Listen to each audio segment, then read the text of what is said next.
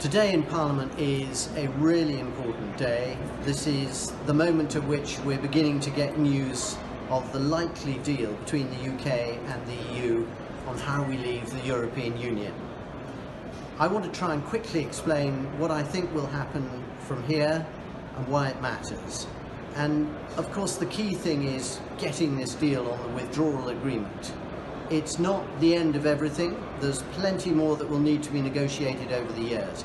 But if we can get the withdrawal agreement approved with the European Union, agreed by Parliament, and then us leaving the European Union at the end of October into a transition where we negotiate the free trade agreement and so on, that is a huge step forward.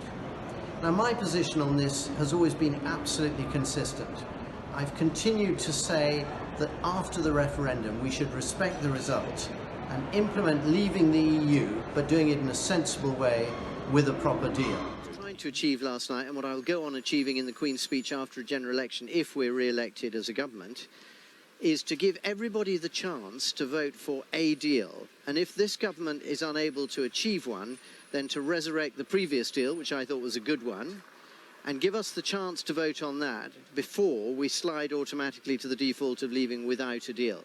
So you think that if Theresa May's deal, let's call it that, the withdrawal agreement, is voted on for a fourth time and is not accepted, once again rejected by the House, then we should leave without a deal? Then we should leave without a deal. Then I would accept it because that is the will of Parliament. And this is exactly what I've told different groups of demonstrators in Gloucester.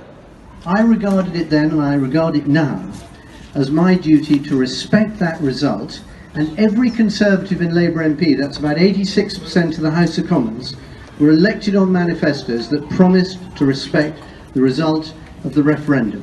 And I also promised, and it's on my website, in several articles and all the rest of it, that I would do my best to try and ensure that we left with a good deal, so that the relationship with Europe would remain strong. And that is what I have done for the last 3 years. I have voted 3 times to leave the European Union for a deal. I regarded the deal that Theresa May negotiated as a good one. I still regard it as a good one, and I supported it very strongly. Now, the situation today is that the government has virtually got no majority at all. And I believe, and you can laugh, I totally understand that, you can disbelieve me and ask me questions on, but I genuinely believe that the new Prime Minister's intention is to negotiate a deal with the EU. I understand some of you don't believe that, but I genuinely believe that that is his intention. At the same time, of course, if the deal is announced tomorrow by the European Council, the Prime Minister then has the challenge of trying to make sure that Parliament votes for it. And I hope that as many colleagues from all different parties as possible will realise that this is the best way to bring this long-running problem to a conclusion, at least for this first stage. And this first stage, just as a reminder, is all about citizens' rights, financial obligations, and the Northern Irish border. And this is exactly what I raised with the Secretary of State for leaving the European Union in a select committee yesterday. Yeah, I think there's no question that for many of us, the importance of resolving the issues for citizens is a crucial goal. I think a smooth and orderly deal enables us also to safeguard the citizens' rights part of the withdrawal agreement, which is an issue I know many people feel extremely strongly.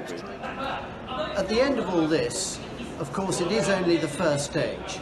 But if, by the end of the weekend, Parliament has resolved the withdrawal agreement so that we leave the EU at the end of October, I think many of my constituents in Gloucester and people all around the country will feel a huge sigh of relief.